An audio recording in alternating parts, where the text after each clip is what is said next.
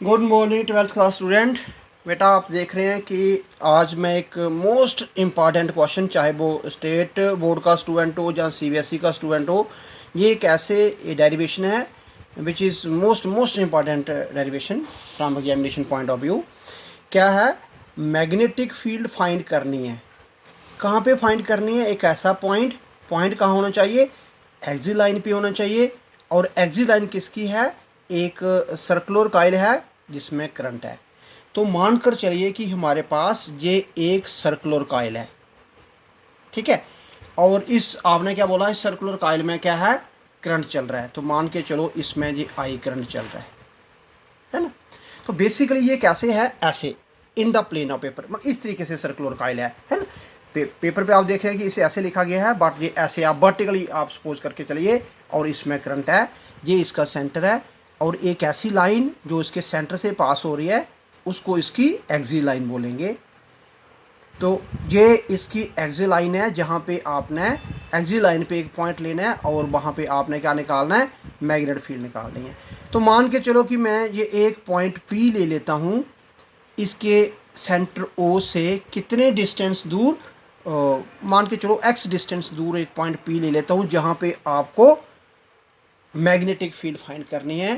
Suppose इसकी जो radius है उस रेडियस को मैं R ले लेता हूँ, है ना। और जहाँ पे एक स्मॉल एलिमेंट लेता हूँ मैं XY, और उस स्मॉल एलिमेंट से ये P पॉइंट जो है R डिस्टेंस पे ले लेता हूँ, राइट। क्योंकि वाइट-सावर लॉ की एप्लीकेशन है।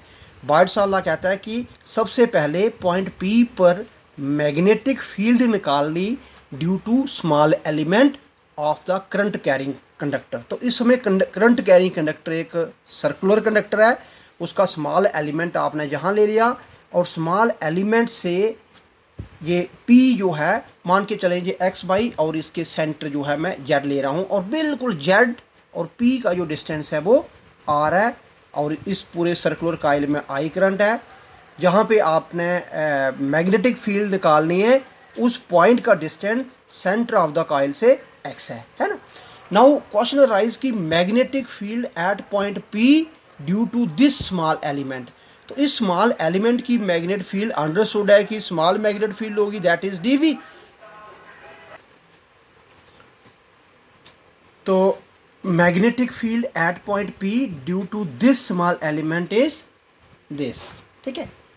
अब जैसा कि मान के चलो कि ये R जो है जितनी छोटी होती जाएगी, है ना, उतना ही यहाँ एंगल कम होता जाएगा।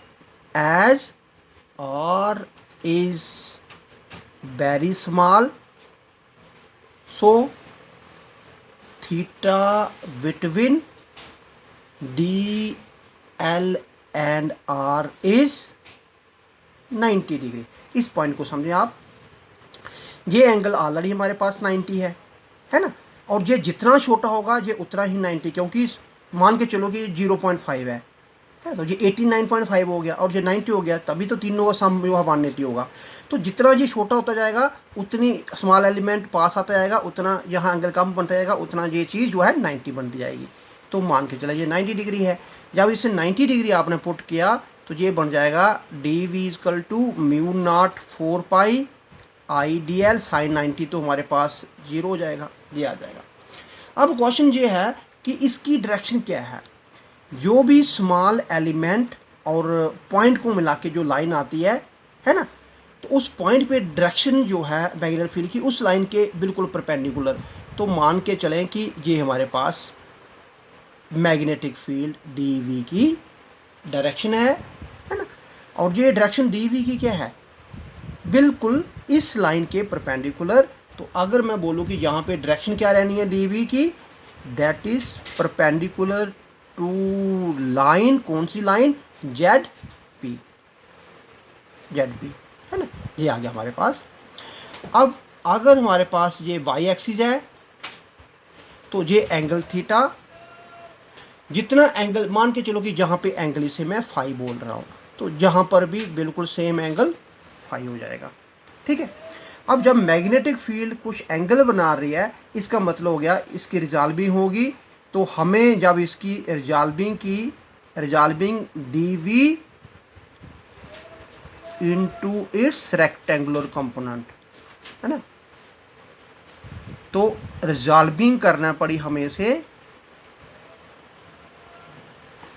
तो रिजॉल्विंग में आपने देखा कि जिसके साथ एंगल बना रहा है वो किस कंपोनेंट में जाता है, वो कॉसिट में। तो ये वाला हमारे पास डी बी कॉस फाई हो जाएगा और ये वाला component D V sine phi हो जाएगा, है ना रिजॉल्विंग। तो इसका एक कंपोनेंट हमारे पास बनेगा डी वी कॉस फाई, उसकी डायरेक्शन क्या रहेगी, डायरेक्शन अलोंग बाई एक्सिस, या जिसे मैं बोलता हूँ अलोंग पी वाई। और एक कंपोनेंट हमारे पास क्या बन जाएगा, डी वी साइन फाई, उसकी डायरेक्शन क्या रहेगी, तो आप देख रहे हैं पी इस तरफ एक्स एक्सिस, तो अलोंग पी एक्सिस, राइट। अब हम क्या करेंगे, सिमिलरली इसके डायमीट्रिकली अपोजिट एक पॉइंट और ले ले स्मॉल एलिमेंट, जैसे X die by dash, X dash by dash, और स्मॉल जो है वो जेड एक्स। जहाँ से भी मैं अगर ये स्मॉल एलिमेंट, एक लाइन स्मॉल एलिमेंट और उस पॉइंट को मिला के करता हूँ, तो वो Z P dash Z dash P बन जाएगी। और जहाँ पे भी स्मॉल एलिमेंट के कारण जो मैग्नेटिक फील्ड आएगी, मैं वहाँ पे लिख रहा हूँ similarly D V at P due to small element. कौन सा स्मॉल एलिमेंट, जिस स्मॉल एलिमेंट का नाम एक्स डैश बाई डैश आ गया एच। तो उस मैग्नेट फील्ड को आप डी बी डैश कर दें, और वो भी मैग्नेट फील्ड कितनी बनेगी, म्यू नॉट 4 पाई। अब इस स्मॉल एलिमेंट में भी करंट देखिए, ये आई करंट ही पूरा जा रहा है, तो इस स्मॉल करंट में भी आई रहेगा। लेंथ ही उसकी डी एल लिखी है, और उसका जो रेडियस सर्कल की आर है, तो ये वाला डिस्टेंस भी पूरा हमारे पास आर ही रहेगा, तो ये आर स्क्वायर, है ना। तो ये भी साइन थीटा और थीटा, जहाँ पे फिर अगर हम बोलें तो ये 90 डिग्री आ रहा है, और फिर ये आ जाएगा डी बी डैश की डायरेक्शन ये आ जाएगी। इसको फिर अगर रिजॉल्व करेंगे तो ए कंपोनेंट बन जाएगा डी वी कॉस फाई। तो देखिए ये हमारे पास वाई डैश, और जहाँ पे जो मैग्नेटिक फील्ड बनेगी वो भी बिल्कुल उस लाइन के परपेंडिकुलर, तो इसे मैं डी बी डैश बोलता हूँ। जब मैं इसकी रिजॉल्विंग करूँगा तो ये एंगल भी फाई, तो एक D B dash cos phi और एक कंपोनेंट जो है D B dash sine phi along है। तो मैं जहाँ पे भी रिजॉल्विंग करूँ, डी वी कॉस फाई किस डायरेक्शन में रहेगा, अलॉन्ग पी वाई डैश, और एक component D B dash sine phi वो किस डायरेक्शन में रहेगा, अलॉन्ग पी एक्स डायरेक्शन। तो आप क्या देख रहे हैं कि हमारे पास अगर दो एलिमेंट के आपने कंपोनेंट लिए, तो एक एक कंपोनेंट जो है डी वी कॉस फाई और D B dash cos phi एक दूसरे के अपोजिट आ रहे हैं, मैग्नीट्यूड में इक्वल है, डायरेक्शन में अपोजिट है, ये तो कैंसिल हो जाएंगे। लेकिन एक एक कंपोनेंट अलॉन्ग एक्स एक्सिस ही आ रहा है ना, डी बी साइन फाई भी along X axis, D B dash sine phi भी अलॉन्ग एक्स एक्सिस ही आ रहा है, और ये भी मैग्नीट्यूड में इक्वल ही है। ऐसे इस कॉइल के अंदर बहुत सारे एलिमेंट हैं, है ना। ये एलिमेंट उसके डायमीट्रिक के अपोजिट इधर, अगर ये वाला एलिमेंट उसके डायमीट्रिकली अपोजिट एलिमेंट, और हर एलिमेंट का एक एक कंपोनेंट जो है इक्वल और अपोजिट बाई एक्सिस पे आएगा, वो कैंसिल हो जाएगा, और एक एक कंपोनेंट जो है सारा अलॉन्ग एक्स एक्सिस जाएगा, जो कि फाइनली ऐड हो जाएंगे टोटल मैग्नेटिक फील्ड निकालने के लिए। तो मैं क्या करूँगा, नाउ नेट मैग्नेटिक फील्ड निकालता हूँ, net magnetic field at point P. तो जिसे निकालने के लिए क्या करेंगे, जितने भी हमारे पास डी वी साइन थीटा वाले कंपोनेंट हैं, उनको आप पूरे सर्कमफ्रेंस पे आप क्या कर दीजिए, उनको ऐड कर दीजिए, है ना। तो मैं इंटीग्रेट कर दिया 2 पाई आर, क्योंकि सर्कमफ्रेंस क्या है इसकी, है ना। जहाँ से शुरू करता हूँ इसे 0 लेता हूँ, तो वापस अगर जहाँ पहुँच जाता हूँ तो इसकी पूरी लेंथ 2 पाई आर हो जाएगी। तो पूरी लेंथ पे मैंने उसे क्या कर दिया, इन कंपोनेंट को रिजॉल्व कर दिया। अब जैसा कि आप देख रहे हैं कि डी वी की वैल्यू क्या है, आप जहाँ से देख रहे हैं, चाहे वो डी वी डैश होगा या डी वी होगा, उनकी वैल्यू जो है मैग्नीट्यूड में इक्वल आ रही है। और जहाँ पे मैं क्या करता हूँ 2πr dv की वैल्यू पुट करता हूँ, that is mu not 4π upon R square. तो ये साइन फाई है हमारे पास, है ना, साइन फाई कंपोनेंट आ रहे हैं, तो साइन फाई। ठीक है, अब आपने क्या करना है, इस टोटल मैग्नेट फील्ड निकालने के लिए म्यू डॉट आई, और जहाँ से हमारे पास साइन फाई को भी कॉमन ले लें, ये बन जाएगा 4πr स्क्वायर, और इंटीग्रेशन हमारे पास जो है वो आ जाएगी dl पे, है ना। तो जैसे कि आपने देखा dl की इंटीग्रेशन l होगी, अगर इसे मैं 0 to 2πr रख रहा हूँ तो ये लिमिट 0 to 2πr ही आएगी, और फाइनली 2πr माइनस 0 और 2πr ही रिजल्ट आएगा, है ना। और दूसरा मैं फिगर में एक चीज़ और निकाल रहा हूँ, फ्रॉम फिगर हमें साइन फाई चाहिए। अब आप डायग्राम में देख रहे हैं साइन फाई के लिए आप चाहे तो ओ पी जेड वाला ट्रायंगल लीजिए या ओ पी जेड डैश वाला लीजिए। तो जब इसमें फाई निकालूंगा मैं, तो phi sine phi means perpendicular, perpendicular is O Z, it means capital R upon hypotenuse means small R. तो साइन फाई जो है वो बन जाएगा capital R upon small R. तो कैपिटल आर तो ठीक है, स्मॉल आर आप अगर डायग्राम में देखें तो मैं जहाँ डायग्राम बना रहा हूँ कुछ ऐसे डायग्राम हमारे पास है ना। ये हमारे पास कैपिटल आर, ये स्मॉल आर और जे एक्स। तो मुझे ये आर निकालना होगा, इट मीन ये बन जाएगा R square plus X square, because ये स्मॉल आर हाइपोटेन्यूज बन जाएगा, है ना। तो ये हमारे पास आ जाएगा अंडरूट में capital R square plus X square. तो मैं क्या करता हूँ साइन फाई की भी वैल्यू पुट करता हूँ इधर, और डी एल की वैल्यू भी पुट करता हूँ। तो ये हमारे पास बन जाएगा D V is equal to mu not I 4π। अब जरा देखिए इधर, अगर हमारे पास स्मॉल आर जो है वो है x square plus capital R square, है ना, या आर स्क्वायर। तो जब हम इस पे स्क्वायर हटा देंगे तो इस पे अंडरूट चला जाएगा, लेकिन जब तक इस पे स्क्वायर है तो ये चीज़ यही आएगी। तो एक इसके साथ यही रखें, है ना। तो ये क्या बन जाएगा, ये बन जाएगा R square plus X square, और एक हमारे पास साइन फाई। साइन फाई क्या आएगा, जिसे हम बोलेंगे R square plus X square का अंडरूट है, जिसे मैं 1/2 बोल देता हूँ। और एक हमारे पास आता है डी एल, डी एल को आएगा 2πr, है ना। तो जब आप इसको थोड़ा सा आप सॉल्व करें, तो मैं यहाँ पे रख के दिखाता हूँ आपको। ये देखिए, ये क्या बन जाएगा, D V is equal to, तो अब सॉरी ये चीज़ हमारे पास 1/r कैपिटल आर ऊपर है और ये चीज़ नीचे है। मैं इसी पॉइंट को फिर से लिख रहा हूँ, आप थोड़ा सा देखिए। ये बी पी क्या बन जाएगा, ये आ गया म्यू नॉट आई अपॉन 4π, है ना। तो पहले मैं साइन फाई की वैल्यू को क्या पुट करता हूँ, capital R upon small R. चलो थोड़ा सिंपल हो जाएगा, capital R upon small R, और एक 4πr स्क्वायर इसके साथ भी था, देख रहे हैं आप। और डी एल की वैल्यू है 2πr। तो मैं इसे ऐसे लेता हूँ, D V is equal to mu not upon 4π, ये आई भी इधर है, ये बन जाएगा आर अपॉन, ये देखिए ये बन जाएगा आर क्यूब और साथ में 2πr, है ना।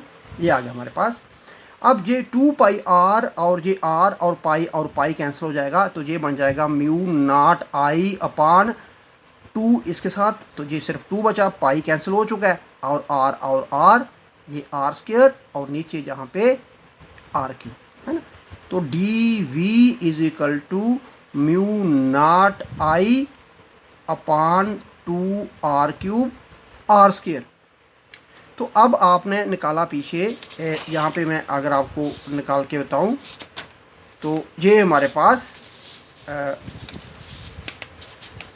देख रहे हैं आप, ये या इसी पे ले लीजिए। फिर देखो स्मॉल आर का square is equal to capital R square plus X square की पावर 1/2 है। जब मुझे इसका स्केयर निकाल छोड़ दिया मैंने। जब स्केयर है तो इस पर अंडरूट नहीं आएगा, जब आर निकालेंगे इस पर अंडरूट, अंडरूट मीन 1/2। तो मुझे आर की जगह पर अगर मैं क्या करूँगा, जब ये वैल्यू पुट कर रहा हूँ तो जब मैं आर क्यूब इधर करूँगा तो इधर भी 1/2 है ना। तो इसकी जगह पे मैं वैल्यू पुट कर रहा हूँ और आर स्केयर ये वाला तो है ही है। तो ये बन जाएगा D V is equal to mu not I upon R square into 2 small R की जगह पे capital R square plus X square. अब इसकी पावर हमारे पास इधर 3 है और इसकी 2 है, तो टोटल पावर 3/2। तो ये हमारे पास टोटल मैग्नेटिक फील्ड बन जाएगी एट पॉइंट पी पर। ठीक है। अब मान के चलें कि मैं आपने ये पढ़ा हुआ है कि अगर सेंटर में बात करते तो सेंटर में क्या फील्ड बनती, mu not I divide by 2। इस समय रेडियस को आपने अगर आर लिखा हुआ है तो 2r ये बनती। चलो हम चेक करते हैं कि क्या ये फील्ड बनती है।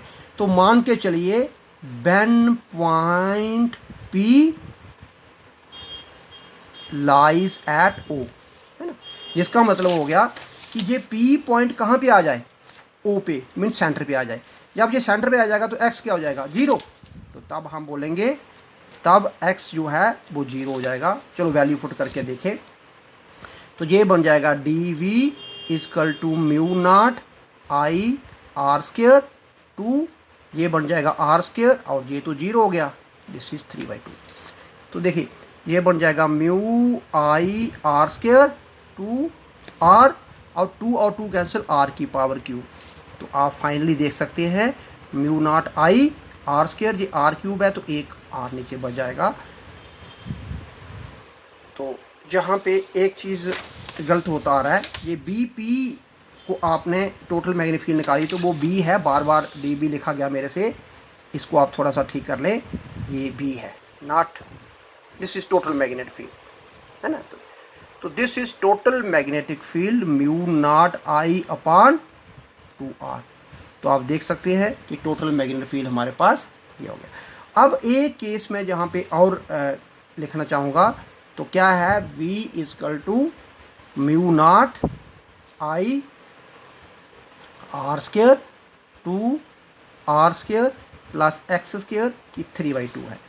मैं किसी तरीके से क्या करता हूँ, पाई से मल्टीप्लाई ऊपर करता हूँ, पाई से डिवाइड भी कर देता हूँ नीचे, तो कोई फ़र्क नहीं पड़ेगा। म्यू नॉट आई मैंने जहाँ से आपने देखा पाई से मैंने ऊपर भी मल्टीप्लाई की और पाई से मुझे नीचे भी मल्टीप्लाई करने पड़ी, कोई फ़र्क नहीं पड़ा। अब क्वेश्चन ये है कि ऐसा क्यों कहा, क्योंकि पाई आर स्केयर ए बन गया। तो ये mu not I a 2 pi R square X square 3/2, है ना। अब आपने ये चीज़ याद रखनी, बट आई ए क्या था, ये आई ए है हमारे पास कैपिटल एम, जिसे बोलेंगे मैग्नेटिक डाइपोल मोमेंट। जैसे इलेक्ट्रिक डाइपोल मोमेंटम P था, वो किसके बराबर था, चार्ज कितना है और दोनों चार्ज के बीच में डिस्टेंस कितना था, ये था, है ना। तो जहाँ पे भी चार्ज की जगह पे करंट कितना है, क्योंकि मैग्नेटिक फील्ड के साथ डील कर रहे हैं, और लेंथ की जगह पे एरिया, क्योंकि करंट जब चलेगा तो कोई ना कोई क्लोज सर्किट होगा, तो क्लोज सर्किट की लेंथ नहीं एरिया होगा। तो यही चीज़ मैं अगर निकाल के ऊपर लिखूं तो this is mu not, what is this is magnetic dipole moment pi R square X square 3/2, है ना। तो इससे क्या चीज़ हमें पता चला, इससे हमें पता चला कि एक सर्कुलर लूप जिसमें अगर करंट होगा तो वो एक किसका काम कर रहा है, वो एक मैग्नेटिक, या हम बोलेंगे मैग्नेट का काम कर रहा है। It act as a magnet, है ना। क्यों एक्ट एज अ मैग्नेट, अगर मैग्नेट नहीं है तो मैग्नेट डाइपोल मोमेंट कहाँ से आ गया, है ना। तो इट मीन्स ये एक मैग्नेट का काम कर रहा है। अगर मैग्नेट है हम इसको बोल सकते हैं मैग्नेटिक डाइपोल, क्योंकि जैसे इलेक्ट्रिक डाइपोल में पॉजिटिव चार्ज और negative charge two opposite pole थे, जहाँ पे भी, अब मुझे बताइए कि इलेक्ट्रिक चार्ज में पॉजिटिव वाला चार्ज बड़ा था या नेगेटिव वाला चार्ज डाइपोल के केस में, तो दोनों इक्वल होते थे। तो ऐसे ही ये एक मैग्नेटिक डाइपोल का काम कर रहा है। इसका एक साइड जो है नॉर्थ पोल ट्रीट होगा, एक साइड साउथ पोल। तो मैंने आपको बताया था अगर करंट चल रहा है ऐसे, अगर मैं ऊपर से देख रहा हूँ तो मुझे ये एंटी क्लॉक, ये सारी क्लॉक वाइज दिखाई दे रहा है। तो मैंने आपको बोला था क्लॉक वाइज जब होगा तो आप इसे ऐसे करें, एरो ऊपर की तरफ, एरो ऊपर की तरफ, एरो नीचे, नीचे की तरफ। जब मिला दिया तो इट मीन्स ये एक साउथ पोल की तरह बिहेव कर रहा है ना। लेकिन जब हम उसे नीचे की तरफ देखेंगे, है ना, तो जो क्लॉक वाइज है ना वो आपको एंटी क्लॉक वाइज दिखाई देगा। जब एंटी क्लॉक वाइज दिखाई देगा तो आपने देखा तो ये एक नॉर्थ पोल की तरह बिहेव कर रहा है ना। तो एक करंट कैरिंग लूप जो है वो एक मैग्नेटिक डाइपोल है, उसका एक नॉर्थ पोल होगा और एक साउथ पोल होगा। और अगर कभी भी आपको प्रूफ करना आता है कि प्रूव दैट कि current carrying circular coil behaves like a magnetic dipole, आप ये वाला एक्सप्रेशन डायरेक्ट लिख के सिर्फ इतना सा लिखें, और जहाँ से ये एम मतलब मैग्नेटिक डाइपोल मोमेंट निकला, अगर मैग्नेटिक डाइपोल मोमेंट निकला इट मीन्स वो मैग्नेटिक डाइपोल है, तभी तो उसका डाइपोल मोमेंट आया। ठीक है, तो आप ये चीज़ें सारी प्रूफ कर सकते हैं। Thank you very much.